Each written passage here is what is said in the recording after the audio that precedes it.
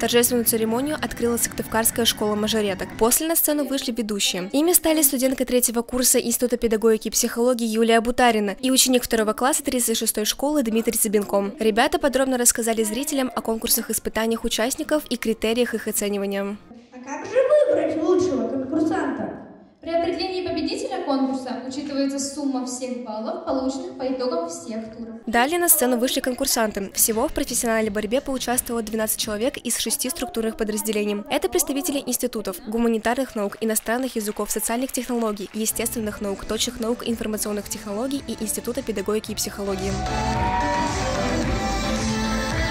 Сам конкурс состоял из 3 этапов – эссе, урок и мастер-класс. По итогам всех испытаний победителем стала студентка Института педагогики и психологии Ксения Сазонова. 2-е место заняла Ирина Попова, студентка ИГН. Бронзу поделили Линда Ливсон из Института педагогики и психологии и Алина Иванова из Института иностранных языков. Я хочу связать свою дальнейшую жизнь именно с педагогикой, хочу работать в школе, поэтому решила попробовать свои силы в данном проекте, в данном конкурсе. Это было очень интересно. Жюри также выделило несколько участников в отдельных номинациях. Так, дипломы за эссе, за лучший самоанализ урока и за мастер-класс получили студентки Института иностранных языков Юлия Андреева, Светлана Игнатова и Ульяна Мясникова. После слова благодарности педагогам выразила победительница Ксения Сазонова. Он позволяет раскрыться каждому обучающемуся в педагогическом направлении. В нашем университете студенческий конкурс профессионального мастерства провели во 2-й раз. В этом году он начался в феврале и закончился в марте. Участвовать могли студенты 3-5 курсов. Обязательное условие – иметь непосредственное отношение к педагогике. По словам организаторов и жюри, конкурсанты достойно показали себя и свои навыки. Все участники всех институтов представили себя очень достойно.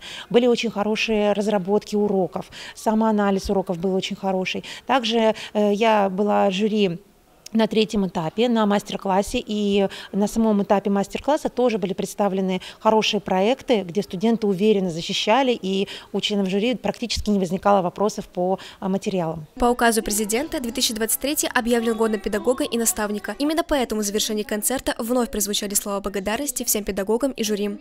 Софья Мальцева, Полина Холодова, учебное телевидение СГУ.